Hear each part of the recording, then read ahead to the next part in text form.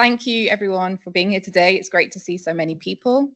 So my name is Emma Congreve. I'm co-lead, as Mary said, of the Scottish Health Equity Research Unit, or SHERU, as we call ourselves sometimes. And I'm also the Deputy Director at the Fraser Allander Institute.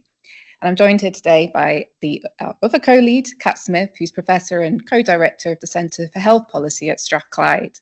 So this is a cross-Strathclyde initiative.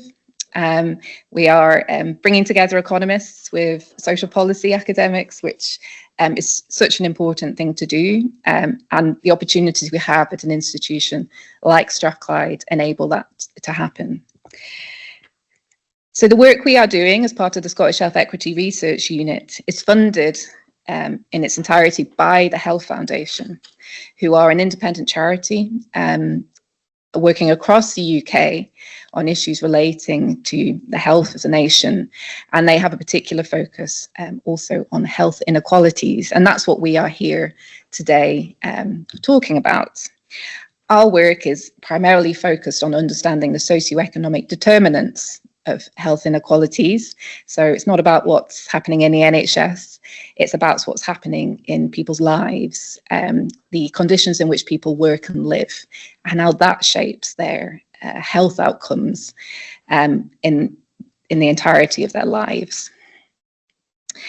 So previous work by the Health Foundation that preceded the establishment of SHERU really highlighted a population group of interest, which is younger adult men, and highlighted that we need to better understand the conditions that they live and work in.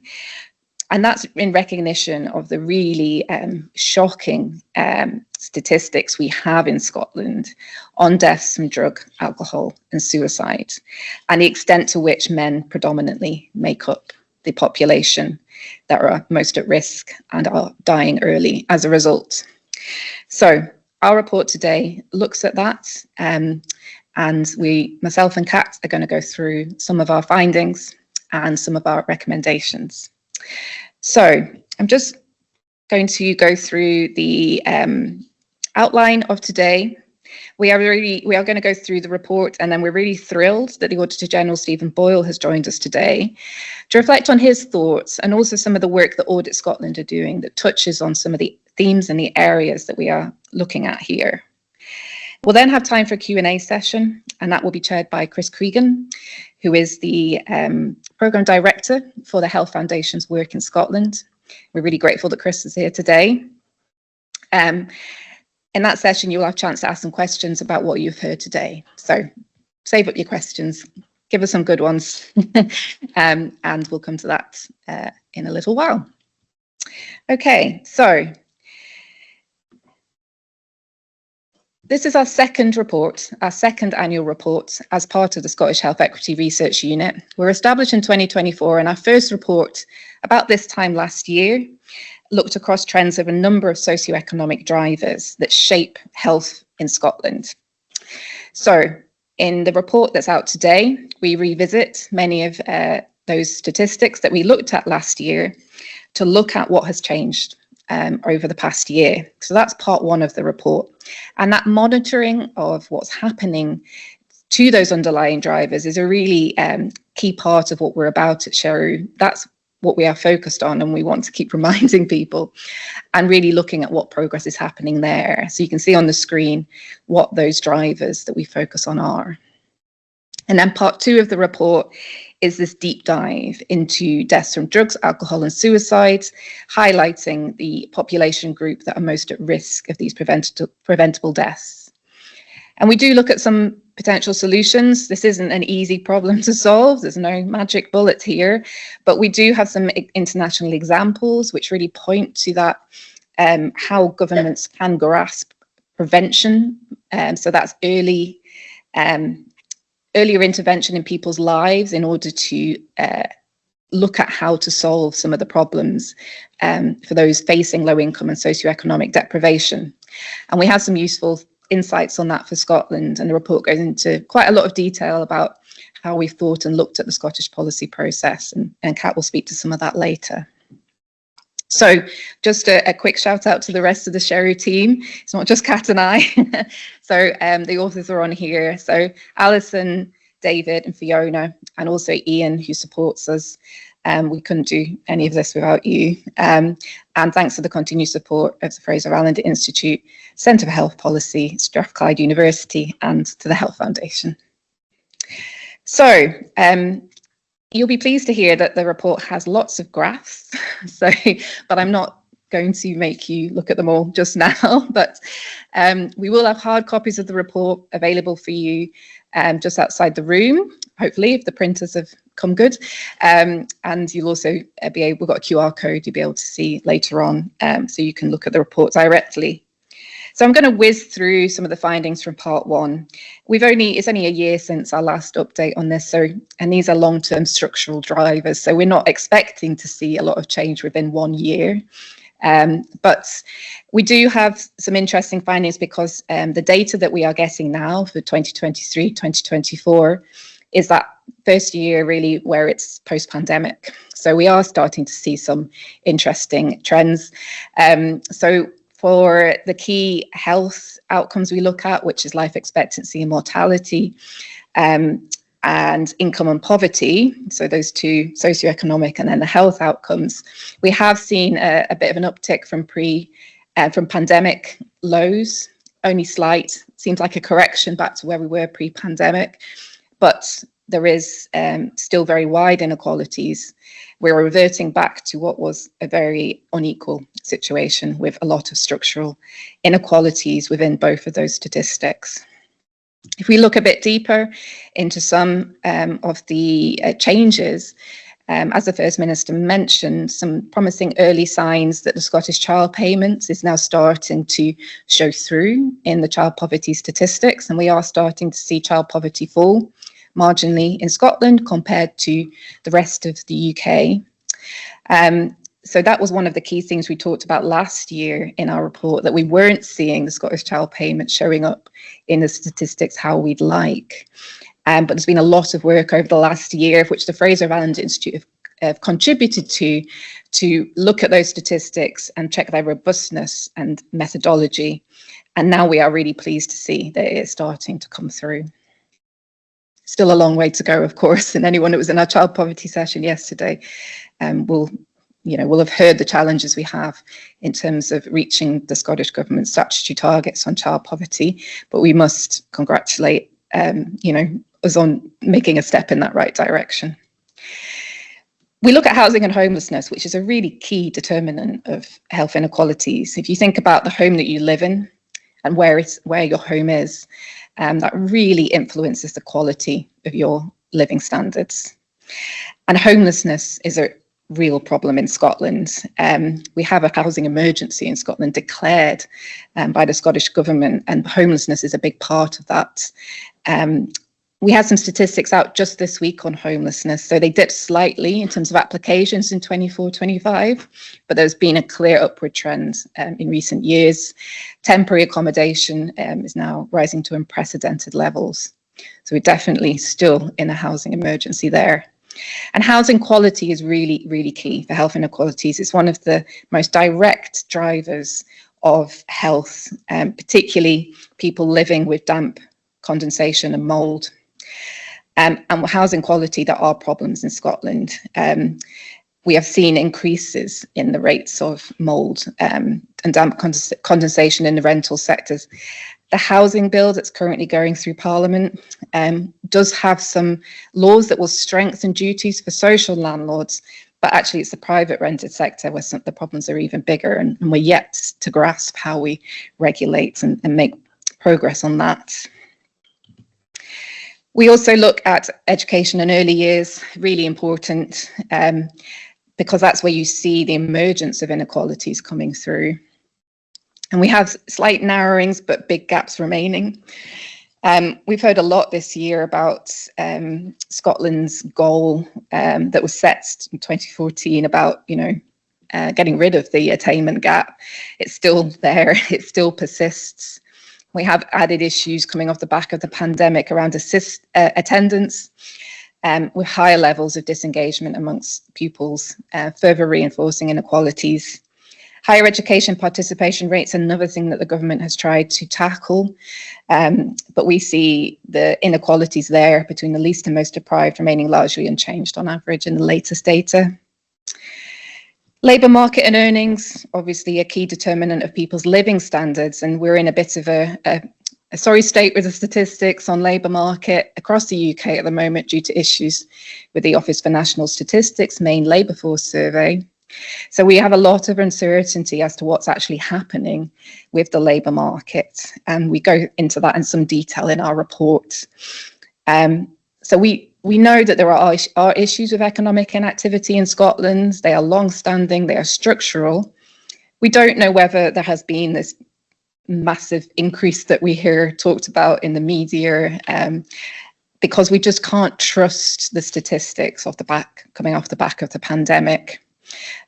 So we look at some alternative ways of looking at labour market and can't really find other corroborating evidence to suggest inactivity is becoming, as a much bigger problem.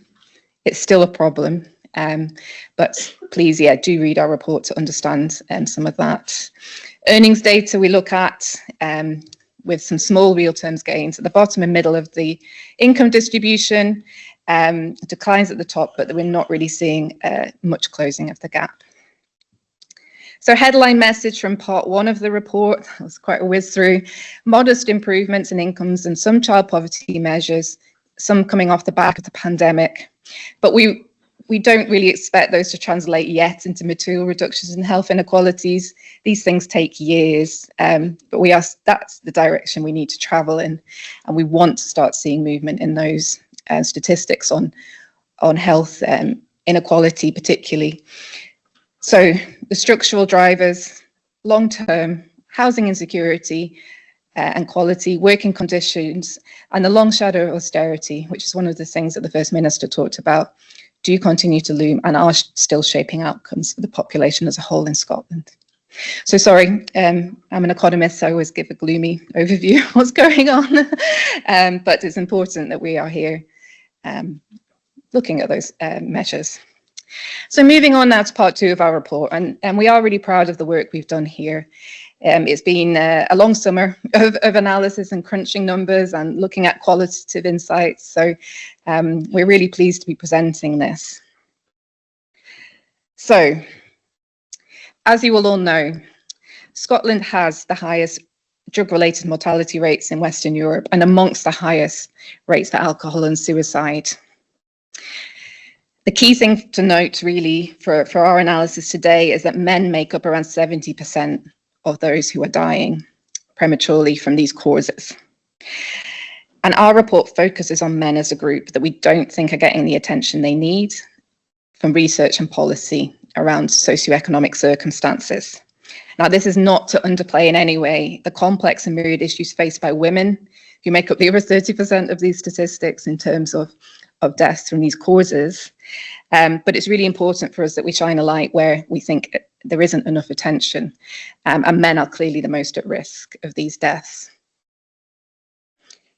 Often these terms are pulled together, as Mary mentioned, as deaths of despair. Now, that is a term that's widely used within the public health community and many policy communities. We don't use it too much in this report because we're not sure how well it translates to the wider public.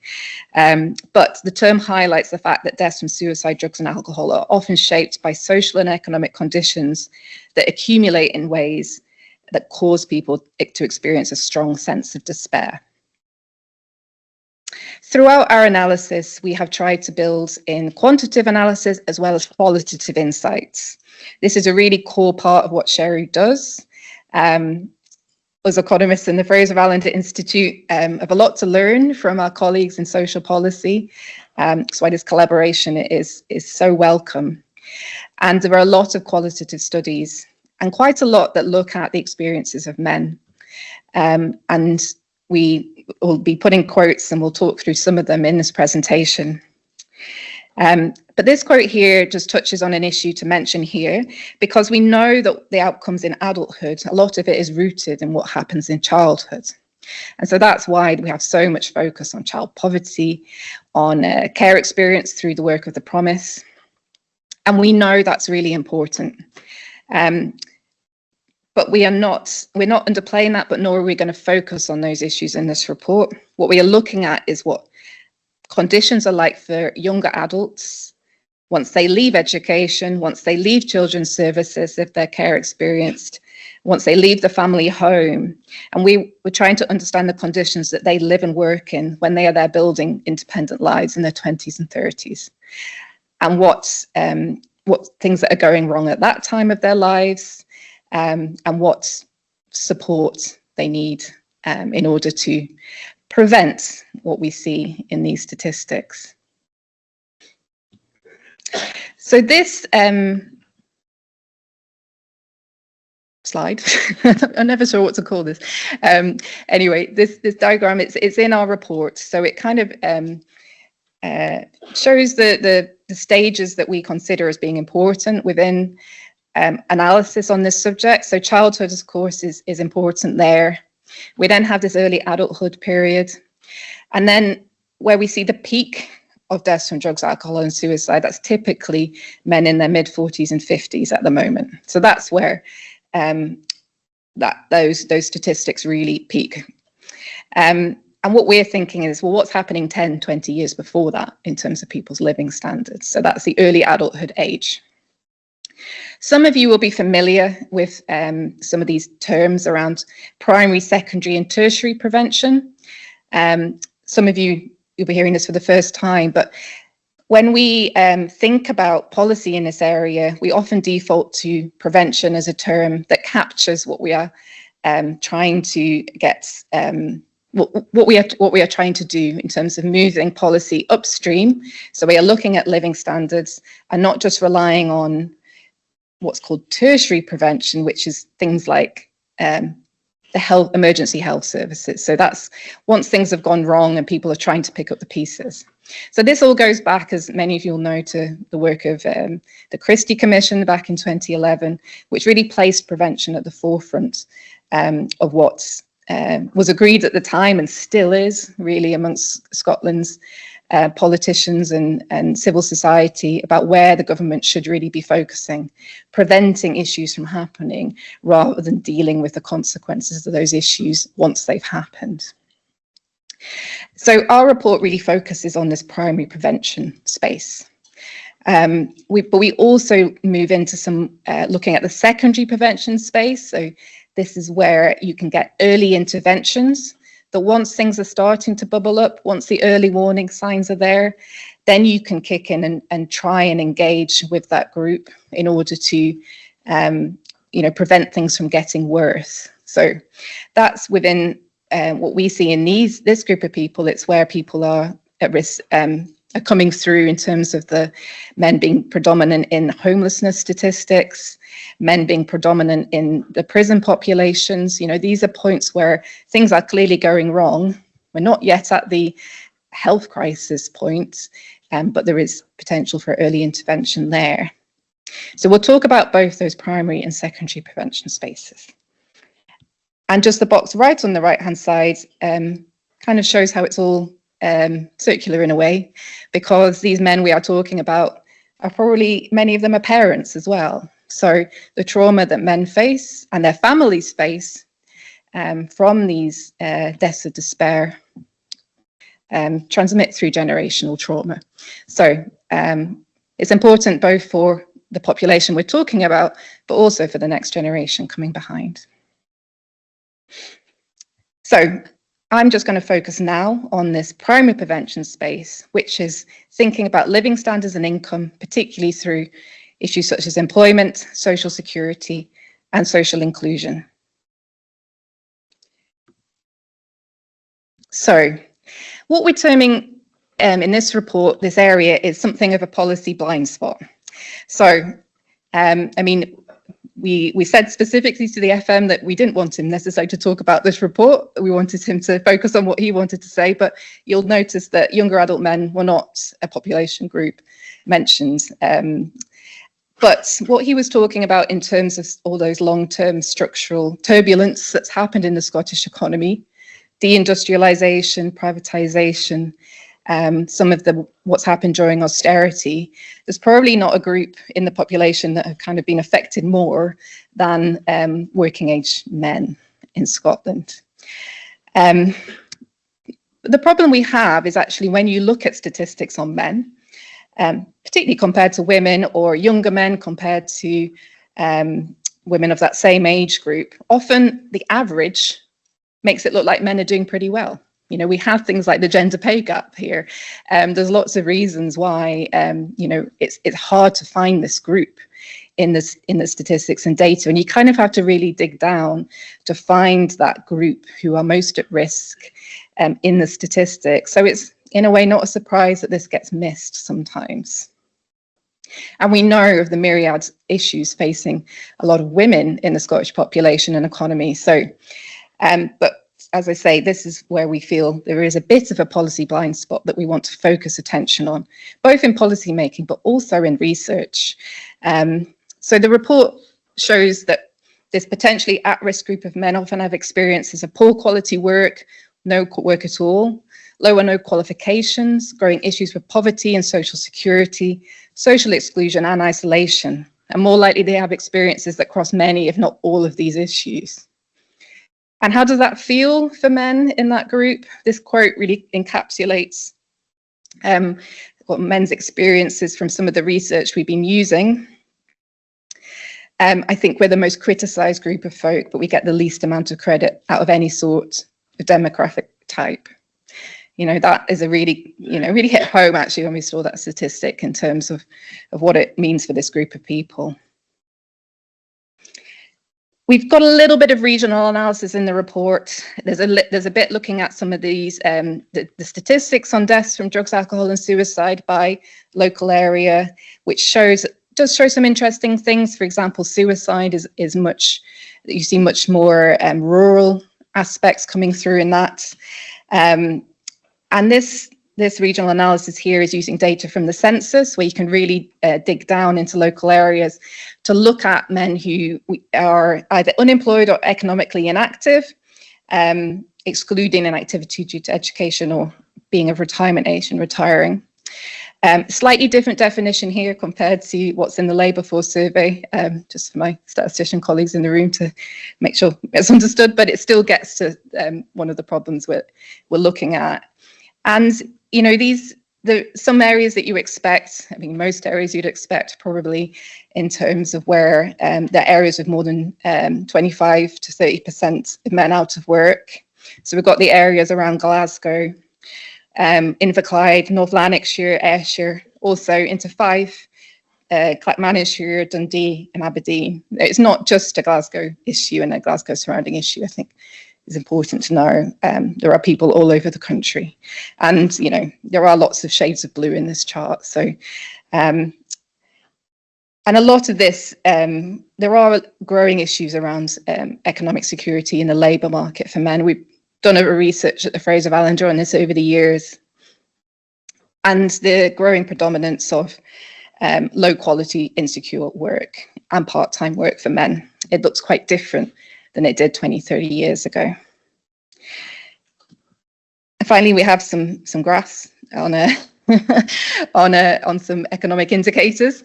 So this is some analysis we've really tried to do looking at income data and trying to drill down into the components of income. So this is from the households below average incomes data set.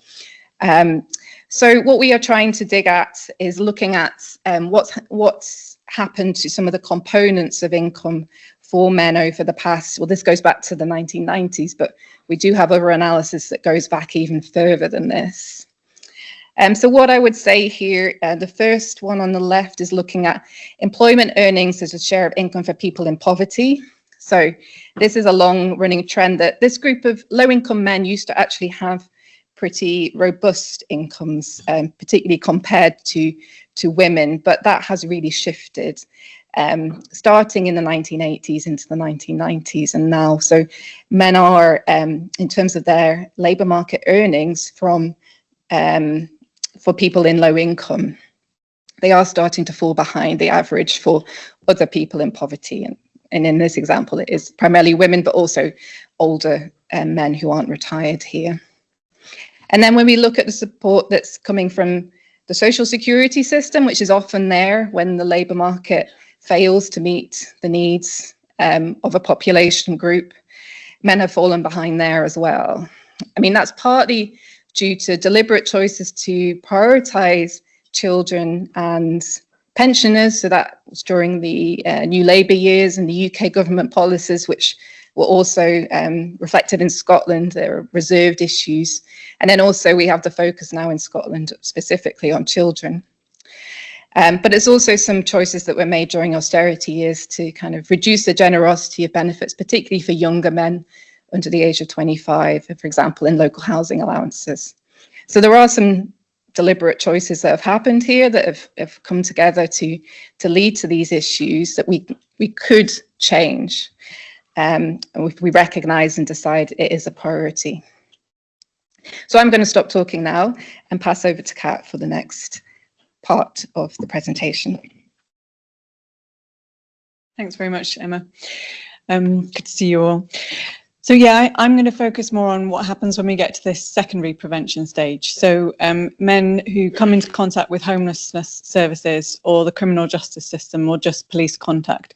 So this is the point at which a crisis has already hit, but there's an opportunity to take action. What we're not seeing enough of is the kind of action that's going to make a long-term difference and links between these different services. I think it's important to remember, just reflecting back to one of the quotes that Emma had on an earlier slide, that a lot of the men who experience homelessness or contact with the criminal justice system and police, they've often experienced some kind of trauma early in life, right? So they're bringing that into the experience that they're having. So they're traumatized, and the really powerful quote that Emma had in one of the earlier slides comes from a PhD research a student I'm supervising is doing with people who have had long-term drug use, and they're looking back and talking about that drug use over their life. And quite a high proportion of the people she interviewed talked about that trauma, early childhood trauma, and I mean, it was really significant trauma. But what I really noticed was when they were talking about their traumatic experiences, they often use the present tense, right? That they're still experiencing that trauma. So this is the group of people that are often coming into contact with homelessness services and police and so on. So it's a difficult interaction. Homelessness applications, as we know, have risen substantially over time in Scotland, and single male households are the most likely group to experience homelessness. So they account for nearly half of all homelessness applications in 24-25, the latest data that we've got. Once you experience homelessness, we know that that is really impacting on your health. There's lots of different types of homelessness, like you might be sofa surfing, living, not everybody is on the street. But men are also more likely to be rough sleeping on the street, and that is a really traumatic experience that is extremely bad for your health. And as this quote here describes, once you're in that situation, it can feel really difficult to escape. So I call it the street, the devil's playground. The folk living rough, you become part of it, and you don't get a chance to change. Everyone on the street, like us, they have no chance to change their lives. It's like a black hole. So you get that sense of like real hopelessness. And at this point, if we're talking about services intervening to make a difference in people's lives, you have to do an awful lot by the time you've got to this point, which is why in so many ways it makes much more sense to try and do that primary prevention work. Scotland's incarceration rate is also substantially higher than most European countries, and that often sits kind of out of kilter with our sense of ourselves as being a slightly more socially progressive nation comparatively to some others. And we've got a lot of men who cycle in and out of prison across adulthood. So in 23-24, men made up 96% of the average daily prison population, and then 64% of prisoners were aged 25 to 44. So a lot of people in the age group we're focusing on. And once you enter prison, so again, just a reminder, people are often already traumatized in some way. They often have mental health issues, often using substances when they enter prison. So there's a huge amount of research, good research on the prison experience in Scotland undertaken by colleagues in criminology and criminal justice. And that research kind of shows there are a very small number of people for whom prison is a positive kind of turning point. For most people, it's a very traumatic experience, and they're often actually exposed more to drug use in prison than they were in their previous situation. So this guy here, Ben, he's talking about a recent shift in drug use in prisons to more legal substances, and the way in which that's leading to paranoia and violence in prison and feeling like you can't escape. There's really quite a lot of quotes like this, and people saying that even people they're very friendly with, when they take these substances, suddenly become very paranoid and violent. So it's a really difficult experience. And then once you're released from prison, that period, we know there's some good quality linked data from a few years ago, is a really risky period as you come out of prison. So often people have been deregistered from GP services, so they haven't got the basic health services they need. They're often at risk of homelessness, and it's hard to get a job to secure an income. So all of these things come together along with a sense of stigma and discrimination. And you see this quote here from a participant in Lundqvist's study saying, you're trying your best, and then, you know, it's always the thing when you think, well, what's the point? What's the point, like, of trying to live a normal life? Because you're trying really hard, like, not to take drugs, and you're trying really hard, you know, like, not to commit crimes to get money. But the world is putting up all these barriers in front of you. So another quote that's kind of giving that sense that people are not, men in this group are often not feeling a sense of the social security that we need to prevent further negative impacts. So that is a lot of heavy going stuff, and we thought it was really important to also think about in the report, so where can we look to for inspiration for more positive stories? So we've got two examples that we end with in the report. We've got Iceland and we've got Ireland, and they're quite different examples, but they both show some really promising trends. So the Icelandic prevention model was established in 1997, and it was specifically in response to rising substance use, so drug and alcohol use, and real concerns about this. And they did a lot of research to try and understand what the problem was, so what was driving that increase. And the measures they put in place, I think, is really interesting, because what they did was work with local areas to develop. So each local area worked with local communities to try and identify what was the problem and what were the measures that needed to be put in place in that local community.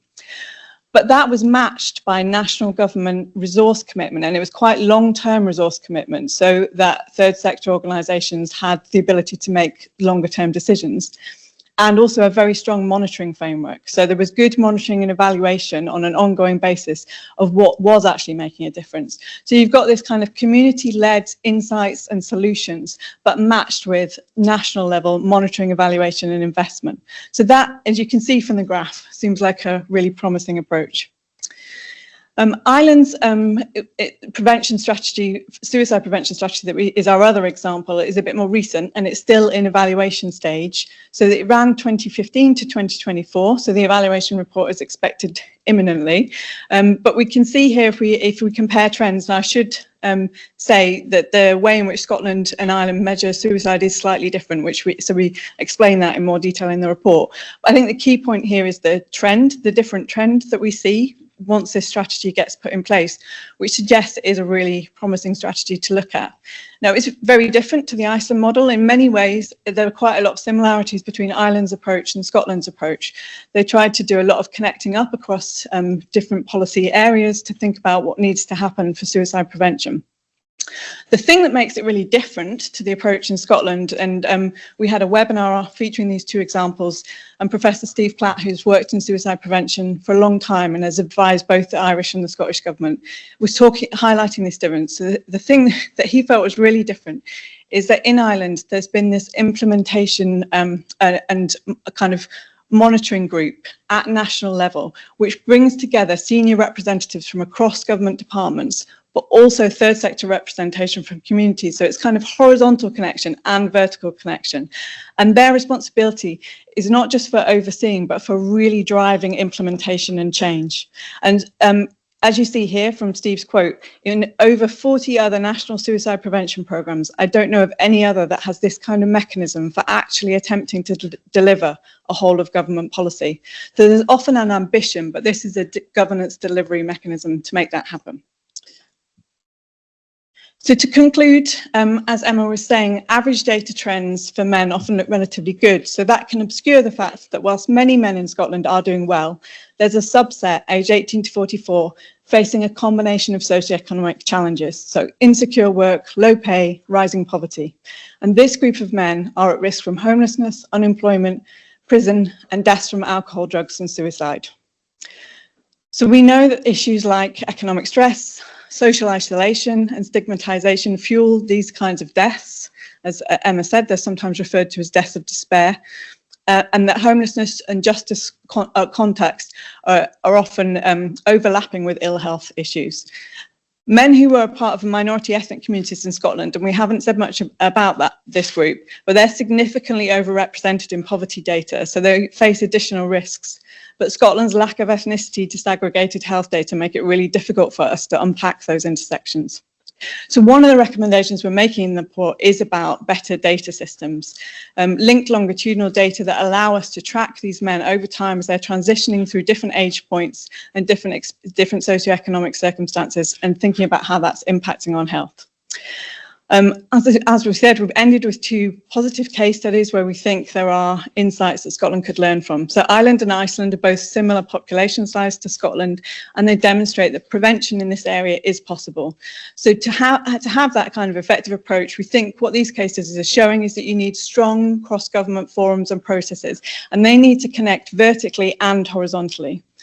You need a clear national government focus on driving and tracking delivery and implementation. So it can't be the case that Scottish Government sets the strategies and then leaves it to others to implement. We have to make those connections. We need robust data to inform design and monitor the implementation and undertake evaluation. So we've got this sense of learning from what we're doing. And then the Icelandic example, I think, is a really nice example of the importance of community-led insights and ideas for solutions. So often communities will know best what is driving some of these problems and what the solutions might be. So working with communities also seems like a really cool approach. So that's the end of our presentation. Thanks very much. As Emma said, the report should now be out. Yes. Should be able to access it now. It's a long report, as you probably can imagine from this talk, and contains a lot more detail than we've been able to flag. So I'm now going to hand over to our next speaker, the Auditor General, Stephen Boyle. So Stephen Boyle started his term as Auditor General in July 2020, so a difficult time, I imagine. It's an independent post that was created under the Scotland Act 1998. And the aim is to help ensure that public money is spent properly, efficiently and effectively. He's also the accountable officer for Audit Scotland, and today he's going to speak to some of the work going on within Audit Scotland that touches on some of the themes we've raised today. Thank you.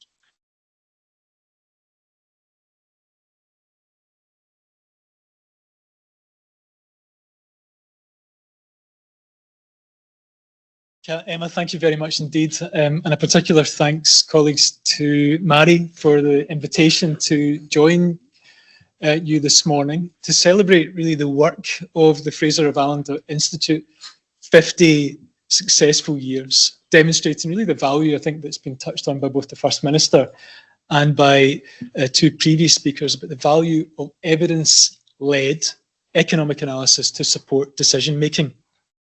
We've seen, of course, that the Institute has a long and highly respected voice in both the Scottish and UK economy, as well as on wider public policy issues. It's no doubt a tribute to the hard work of everyone who's passed through the doors over the past 50 years. Mary was saying to me earlier, though, that this can feel a little bit embarrassing, indulgent even, but I don't think it's necessarily a time for modesty. Actually, the FAI is genuinely one of the important institutions of Scotland.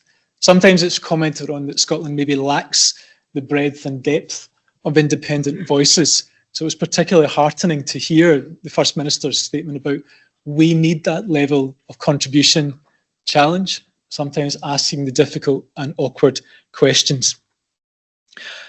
It takes me on a little bit to Audit Scotland, actually, because we're also not celebrating, but I suppose noting that it's 25 years of Audit Scotland this year.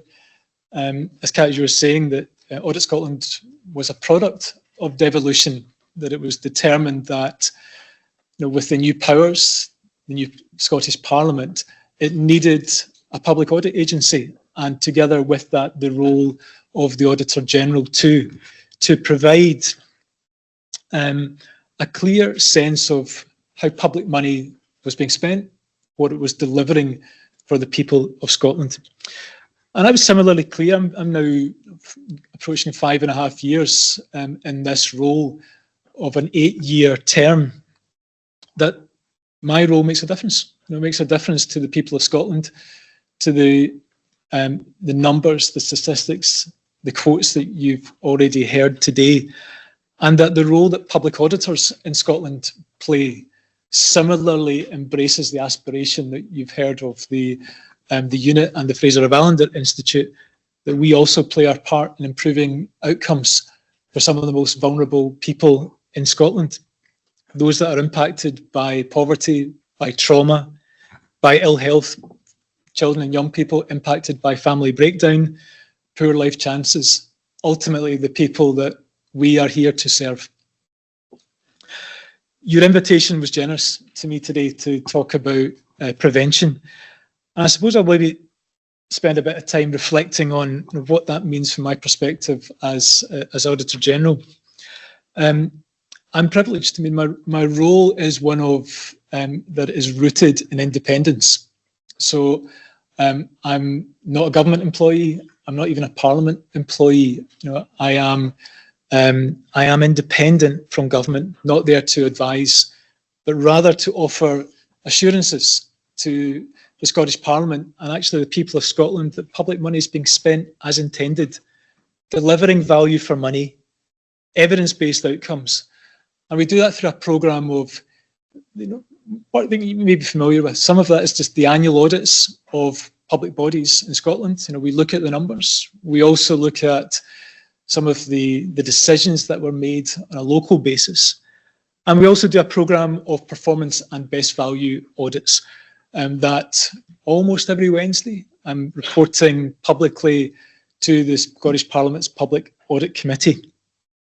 In many of our audit reports, we've commented on the need for public policy in Scotland to pay closer attention to prevention.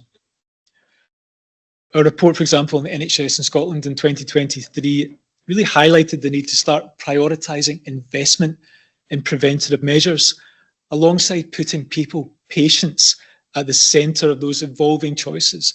And there will be choices that will need to be made. Really, in terms of some of the fiscal sustainability challenges that Scotland faces, and indeed, you know, the First Minister himself referred to, of doing more with less. But that's going to require change, reform, and prioritisation.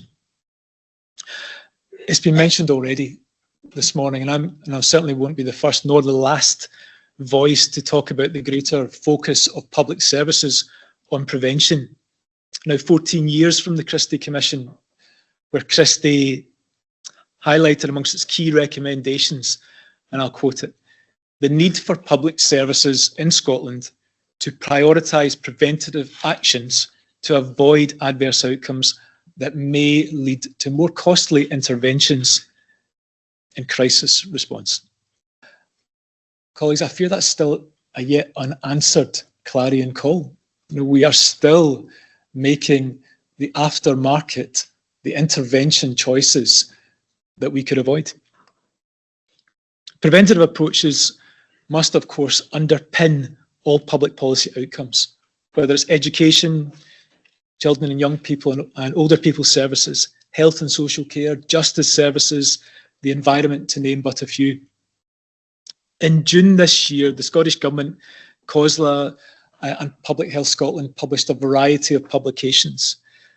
The Population Health Framework for the next 10 years, the Public Service Reform Strategy, Fiscal Sustainability Delivery Plans, and others. It's timely, therefore, that we're having these discussions about what next for prevention. I said it quite bluntly to a different group. If we don't make these choices, our successors will be faced them, but probably an even tougher environment than ourselves. I'll maybe offer one or two reflections on what we mean by prevention. You know, and accepting Emma and Kat's, you know, very impressive and detailed analysis, it's about what actions are we taking to improve outcomes. And many of those are embedded in society already. The broad measures that somewhat we take for granted around the quality of the air we breathe, the water that we drink, that our public spaces are safe, the health prevention and promotion measures, such as immunising our young, our old, and most vulnerable in society, the protection that we have to our food chain to keep us safe, and the encouragement of healthy eating, which indeed is one of the key planks of Public Health Scotland's strategy of healthy eating and tackling obesity in Scotland. Our education system that closes the gap for the most vulnerable in society and promotes attainment and achievement for all of our learners, keeping families together and children in their communities where possible. As Emma and Kat outlined, we've just heard about the preventable deaths from drugs and alcohol and suicide against younger adult men in Scotland. Last year, Audit Scotland produced a report on drugs and alcohol services, and we found that this is a really complicated system delivered by a wide range of partners in public sector and voluntary services. We also noted that one of the common themes of this uncertainty that exists around annual and short-term funding arrangements that makes it harder to invest for prevention. It showed also that people are facing many barriers to getting support, and emphasised the importance of better joined up working and better data sharing amongst partners across the systems, whether it's health and social care, education, housing, prison services, and community justice providers. Echoed also, I suspect, in today's report. For balance, we recognise that the Scottish Government is absolutely prioritising prevention. Now, examples include its investment in social security, the Scottish Attainment Challenge, the Promise. These policies are all aimed at prevention, preventing the most vulnerable people in society from experiencing the adverse outcomes that we set out in today's report. The important question is whether we are getting the most out of these constrained and limited resources that exist in the Scottish Public Service in Scotland to deliver those improved outcomes that have been targeted. Yesterday, I published a report on the delivery of the adult disability payment in Scotland. And the key message is that the Scottish Government has made progress. So we now have 500,000 people in receipt of adult disability payment in Scotland. The process that is mirrored and aligned with what is the equivalent UK personal independence payment. But we also found that as the Scottish Government is spending currently around £140 million more per year on the adult disability payment than it receives in funding from the UK Government. But this divergence in approach, capturing all of the ethos of Social Security Scotland's culture and approach of fairness, dignity and respect, but that's coming at additional price. And really, our key recommendation in that report is for the agency and the Scottish Government to really look at where it's getting value. Is that getting value from money from this difference in approach? And more widely, where new investments are made in prevention, that clarity is required to ensure that these address those clearly defined gaps that we're looking to target, that these investments are affordable and sustainable, and that longer term approach can be committed to. I'll turn briefly to how do we deliver those effective preventative measures. And this is a question that Audit Scotland is considering a part of its wider suite of audit approaches. We think there are three key interconnected areas that are critical for success. Tackling that life course approach to outcomes, achieving public policy and public service coherence, and lastly, tackling inequalities. Yet again, these firmly align with Christie's recommendations and principles. The life course approach was also highlighted in Scotland's population health framework. And this is about focusing on early years, addressing the proactive and risk factors relevant to health and well-being at key stages of life, cradle to grave. It requires putting people at the centre of public policy and having clarity on the intended outcomes. The Scottish Government is currently reviewing its national performance framework and national outcomes. It's timely. It's a key opportunity for them to better define the national outcomes and be clear that it aligns with its vision for prevention. Our audit reporting for a number of years has emphasised that there are many outcomes associated with the national performance framework and the intended outcomes, maybe perhaps too many, but not all of them have the underpinning of good quality data that can be captured, what can be measured. Perhaps too trite to say, let's make them smart, but I think some of those fundamentals just might help. So we really look forward to seeing where that review takes the Scottish Government and its wider contributors. We think this is how we tackle the policy blind spot that was being mentioned in today's report. I also mentioned coherence. Policies and public services in Scotland need to work better to deliver prevention. In November last year, we did a piece of work with the Royal Society of Edinburgh on public service reform arrangements. We also talked about a piece of work that Audit Scotland did on fiscal sustainability and reform. And these reports highlight the need for better structures to support cross-sector implementation policies, again mirroring some of the conclusions in today's report. And we've got a programme of work that's going to continue along this theme. In January of just the turn of the new year, Audit Scotland will publish a piece of work that it's doing on behalf of myself and the Accounts Commission on how the delayed discharges process works in Scotland, one of those wicked or intractable problems that we still haven't cracked as a society. Coherence, though, also talks about accountability measures. Where are those incentives for leaders in Scotland?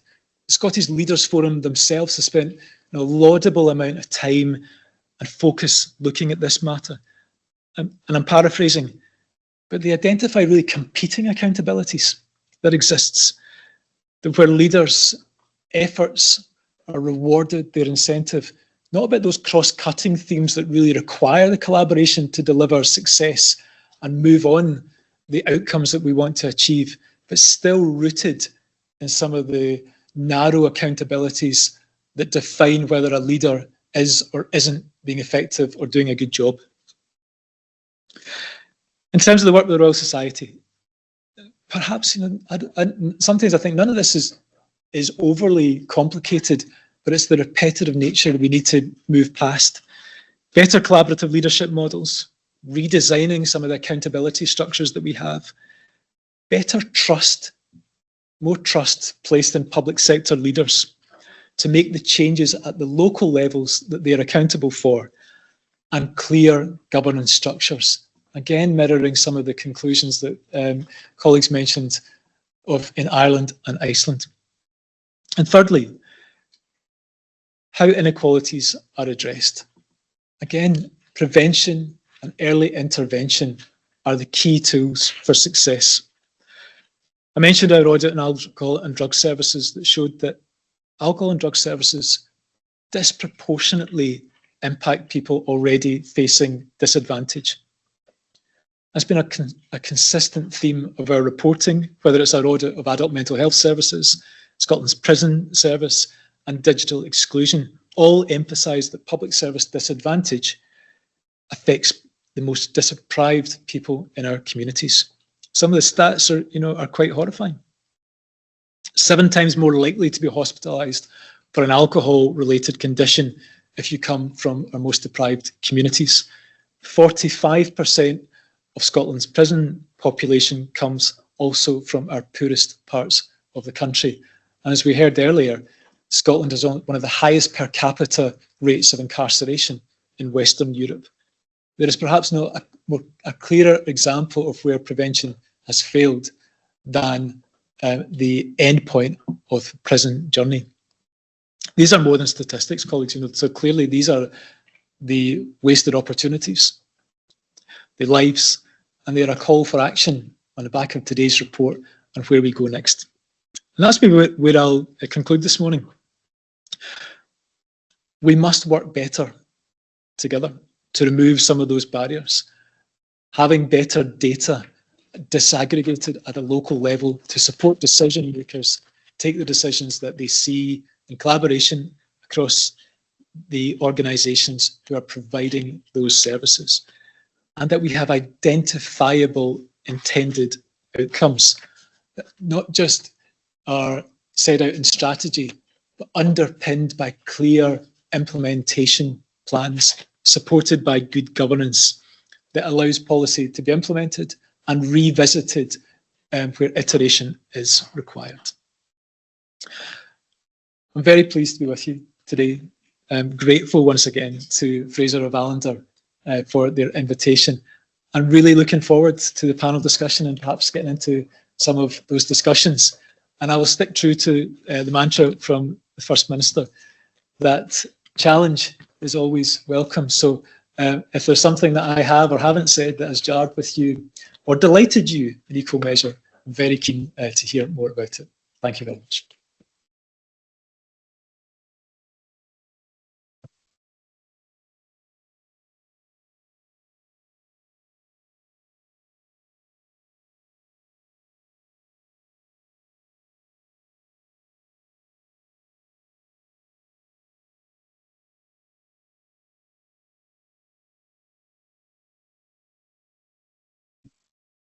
So thanks very much to Stephen and to Kat and Emma. I'm Chris Creegan. I'm an independent public policy consultant and also non-executive at both the Social Security Agency and the Scottish Police Authority. So heavily invested and involved in the work that is being discussed today in my working life. As part of my consultancy role, as Emma said earlier, I am, and it's a small part-time role, I'm Programme Director for the Health Foundation's Improving Health and Reducing Inequalities programme in Scotland. A very large part of which, the most part of which, is delivered through the work of the Scottish Health Equity Research Unit, hosted here at the Fraser of Allander Institute and the University of Strathclyde. My role is really an oversight role, providing a bridge between colleagues at SHERU and the Health Foundation. And that investment on the part of the Health Foundation came from an earlier piece of work that Fraser of Allander were also involved in, that the Health Foundation commissioned a series of reports to look at how Scotland was faring in relation to health inequalities since devolution, and published a report, Leave No One Behind, which many of you will have seen in 2023. And one of the clear themes that came through that earlier phase of work was a very strong sense that, and it's been referred to this morning by both the First Minister and Stephen in his remarks there, the importance of independent voice and scrutiny. And in particular, in relation to health inequalities, there's a strong sense on the part of the Health Foundation that it could invest in improving the capacity of independent voice and scrutiny around health and health inequalities. And that's how SHERU came into being, and is already nearly 2 years into its working life, and a 3-year investment on the part of the Health Foundation, providing, I think, invaluable insight, scrutiny, and analysis. And sometimes challenge, and that can be uncomfortable. It can be uncomfortable for those providing the challenge and also those receiving it. But I think Stephen and I both noted the First Minister's use of the word challenge as he was speaking this morning, just how important that is. So that's enough from me. This is an opportunity for you to ask questions of Kat and Emma and Stephen. But perhaps if I can just kick off with a question, and it's primarily to Kat and Emma, but Stephen, do feel free to chime in. You've published the report this morning with this, in particular, this very strong focus on the policy blind spot in relation to younger men. what do you want to see happen now? It's often a question that those of us who work in policy research with research and evaluation reports, what happens next? What do you want to see happen now? And actually, what do you not want to see happen now? Okay. I think there's three things, but that we would very much like to see, and then I'll touch on one we think probably isn't the way forward. So in terms of what we'd like to see, a much more joined up approach at a senior level in government. So I'm talking really cabinet minister level, where people are coming together to talk about what are the actions that we could take that are going to work across our different areas. Then a much stronger focus on kind of really driving the changes that need to happen. So much more sense of taking implementation issues and thinking that through when designing policy. So those two things are really key. And then the third is around data. And when I say data, I'm a qualitative researcher, so I also mean the kind of data that comes from communities, the kind of quotes we had there, not just statistical data. But like, there are lots of improvements that we can make in relation to how we collect and use data in Scotland, much more joined up work that we can do that will help us kind of disaggregate that data and track people across different life point transitions, and that will give us much more intelligence about where and when to intervene. I think probably the thing that we don't really want to see is the response being a men's health kind of strategy. From my perspective, that would just be a further example of kind of siloing, having like yet another strategy. There's already strategies around drug deaths, around suicides, and around alcohol. What we need is much more joined up thinking and strategizing, and focus on implementation. So yeah, just to add briefly to that, I think we talk a lot to officials in Scottish government, and we know how hard officials work to try and do this and to try and work across government. But there are constraints, you know, they're only human, and to try and one of the quotes in the report, which was looking at some of the local delivery mechanisms, and a quote about how what senior leadership do from cabinet and from senior parts of the government as well is really set particular organisations and parts and directorates within the Scottish government on a set of tram lines about what this is our strategy, this is what we're here to deliver, and often in government that's by portfolio and by cabinet secretary. So it's quite difficult to veer off those tram lines as an official and go and, for example, if you're in housing, to go and produce, to really think about how you can produce a strategy that affects health inequalities, because actually, your strategy is to deliver the affordable housing programme. So, and of course, there's lots of understanding amongst officials that all these things are interconnected. There's really good evidence, there's really good analysis on this, and particularly when the population health framework came out, the evidence review that sat behind that was fantastic. It captured all of the interconnectedness of how socio-economic factors then influence health inequalities. But what is a struggle is to change the ways of working so that we have implementation that is genuinely cross-government. And we think we had a session yesterday on policy implementation, and some of the things that came up were around, of course, resources. Their budgets are always a constraint, but leadership and about accountability and governance. They're the types of things that we really want, to be grappled with. And Stephen mentioned the National Performance Framework and the new refresh of that, as well as setting out outcomes and measurements. It also, when it was developed back in 2007, was really meant to drive the approach of government as well, about how the government works together to deliver outcomes, not to deliver outputs from certain portfolios within government. So we think there's a real opportunity there. The refresher will come after the election to really think properly about the approach that can help deliver. Yeah, I absolutely agree with what's been said, and I've maybe just developed Emma's point about the national outcomes and making a clear link with spending plans as well. I don't think we've seen enough of how government intends to deliver its priorities short and medium term, and to stick with those. Whether it's not just the silo approach, but broadening out, because inevitably success won't be achieved on the departmental basis. It will be across government and how it works. So I think that is a real opportunity to think about how money's spent, plan and budget for success as well. So if the expectation is that policy is going to work, you can say that 3, 5, 10 years from now, you will not need that. And that will be difficult because these are people's jobs, it's their careers, and recognising that with empathy. I would also just lastly, Chris, is the point about challenge, and there's always that balance, is that I say I'm privileged, I don't have to deliver public services, and I know that perhaps maybe many people in this room do, and the real empathy and the challenge that you're operating in to do that. And I say that as somebody who was a civil servant, for a period of time. I know how tough the environment that those who've been working in that environment and across public services are dealing with. Thanks, Stephen. So, opportunity now for a few questions from the floor. I think we've got some roving mics. If I'm right? Yes. So, you want to indicate?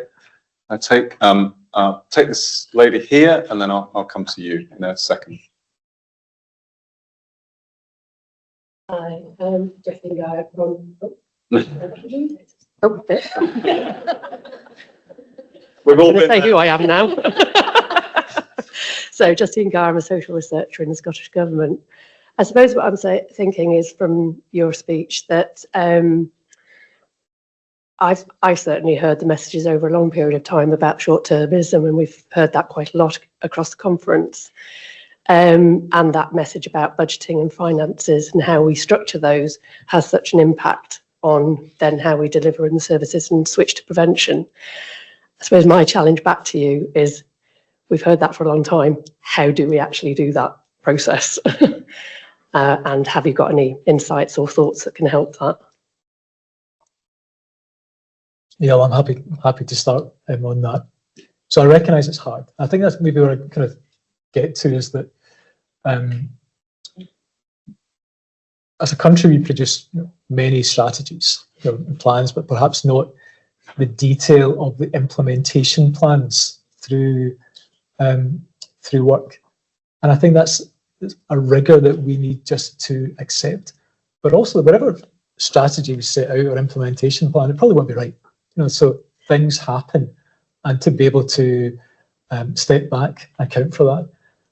But also, I think Chris, you and I were chatting a little bit before we started about some of this will require leadership from officials, but also a bit of political leadership and bravery from across political parties, that we can get to a place where we can drive a better society through how we budget, the clarity of outcomes, the implementation plan that go with it, and a bit of giving people a bit of space to, when it doesn't go wrong, to change and reapply that. So I don't have a template. I wish to goodness I did.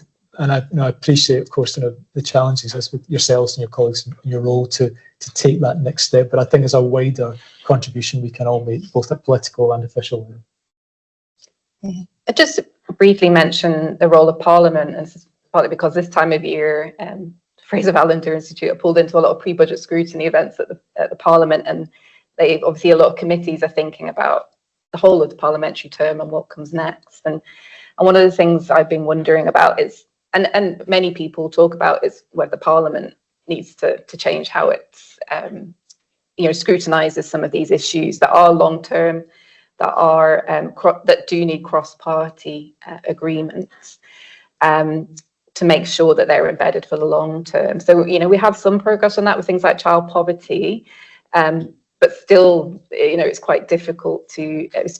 Yesterday we were talking about how still there's cross-party consensus, but then it's still not there when you're trying to implement some of these things. So I think there's a wider role for the Parliament, and maybe we need some more cross-cutting structures for committee that think about some of these things on a longer term basis, not just through political cycles. Thanks, Emma. Thank you. And the gentleman here. Hi, Neil Craig from Glasgow Caledonian University. I remember when SHERU was set up, one of the perceived problems it was seeking to address was this idea of an implementation gap. And I think what Stephen was saying about prevention implies that there is an implementation gap still in relation to prevention. So I was just wondering what reflections have come out of SHERU's work on the implementation gap, and whether there's things we can learn about how to bridge that gap from the Ireland and Iceland, and maybe other examples that you've looked at in your work. Thank you. Yeah, thanks, Neil. So we actually had a session on this yesterday, talking about some of the emerging insights. So we've been doing a lot of work focusing on this implementation gap to try. So we've been kind of looking at what the national policy are, and at the moment we're focused particularly on housing to 2040. So and I think one of the things we'd say about that national strategy, it's very ambitious, good analysis of the problem, much like the population health framework. But there's much less of a route map, which it did say that it was going to provide a route map, but there is much less of a route map. And then we're exploring kind of local experiences of that. So we've been running some action learning sets with people working in preventing homelessness in local areas. We're talking to people at the local level. And I think what they describe, it's a really difficult situation because they are already dealing with a housing emergency, and then they are trying to respond to a very ambitious strategy, but where they feel like the implementation just hasn't fully been thought through or resourced. So that was a lot of the conversation yesterday. So one thing we're doing at the moment is really shining a spotlight on that, and some of these kind of different resource streams that people working on making housing decisions locally are trying to manage to work across these different streams, all of which had different timelines and different requirements and so on. We've also been kind of trying to have that solutions focus and working with people to identify the actions that they can take nonetheless in that implementation space. I think one of the things that's been really helpful about the action learning sets is just giving people a bit of breathing space to think, take a step back from some of those daily pressures and bring different perspectives into the room. So people coming at this from from different sectors who've got different responsibilities to collectively work through. They've really come up with some interesting actions that they can take through doing that process. And I suppose to me, that's just underlined how important that cross kind of collaborative working is. And I think we need to see more of that at national level, at the really senior level, as well as at local level. But then I think what the Irish example shows is that you can't just have horizontal, you also have to have the vertical connections too. So you have to have ways of making sure that people are really listening to each other and hearing each other from the local level to the national level. Yes, that's another area we're trying to support. Thank you. Thanks. I think we've got time for one more question. Maybe that. Thank you. Hi, Rachel McAdams from Public Health Scotland. First of all, congratulations on a report. Look forward to reading it, and just to reflect on, for someone who works in the economic determinants of health, how valuable it is to have one of Scotland's leading economic research institutions kind of leading on public health issues and economic determinants of health. But I was here yesterday as well, and it was quite a sobering day, particularly the last session, I think, and the work that the Institute had done on the Scottish budget and the pathway to the 2030 child poverty targets, which is an area that I work in as well. And I was left really thinking about, well, what are the implications of this? The challenges that Scotland's facing, that officials and government are facing, are in really difficult decisions to try and find a tenable way forward to 2030-31. And really welcoming, I guess, this shift in some of the analysis to now look at not universal social policy approaches, but this real targeting. But Scotland has had a long history since the Scottish Parliament was set up of introducing universal social policy. So if we're now entering this really challenging landscape and having to now look at really targeting the resources of government, that is going to take quite a lot of political bravery and quite a lot of work to bring the public along with us. So I guess I'm interested in your reflections of, if this is now the direction we're travelling, what does that mean for those of us who work in research roles that try to influence government policy, and maybe we need to start engaging the public a bit more in this debate. Brief reflection? Yeah, I'll just briefly. So the other population group of interest that we have at SHERU, informed by the Health Foundation preliminary work, is families with younger children. So child poverty is definitely a key theme. And I think for the next, well, we haven't decided what next year's report will focus on, but I think that population is pretty key. And one of the things we have been thinking about, which was mentioned yesterday, is the depth of poverty. And if you're thinking about health outcomes, is it those that are in the deepest poverty that where more focus needs to be, perhaps, and maybe that's somewhere to shine more of a light. That does probably require a shift in thinking about how resources are spent and how to get the most support to those in the deepest poverty. So I hope we will look at that in more detail over the next year. But yeah, I don't have answers to those questions, but it's certainly challenging, and we certainly need to think carefully about it. I don't know, Stephen, you've got anything to finish on there? Yeah, not much to add to that. I think, I suppose it takes back to the First Minister's clear stated priority around child poverty. And from a public audit perspective, we're just giving a bit of thought to that as we consult on our own programme of work. Probably after the election, hopefully there's a new public audit committee that comes into place, but we'll see how that unfolds with whatever the parliamentary arithmetic is. But thinking about the alignment of our work programme, and I'm sure it's the case for your own organisation, about where we're targeting our limited resources to support that scrutiny and understanding of these hugely significant investments. Are they making the difference that's intended? But it's a really valid point. Thank you. So I think time's up there, colleagues. So just leaves me to say thanks to Kat and Emma and Stephen for all of that insight.